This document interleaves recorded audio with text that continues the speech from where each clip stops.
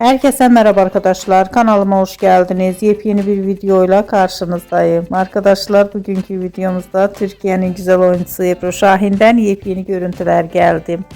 Ebru Şahin'in muhteşem görüntülerini sizler için YouTube kanalımda video halinde sunuyorum. Umarım beğenirsiniz.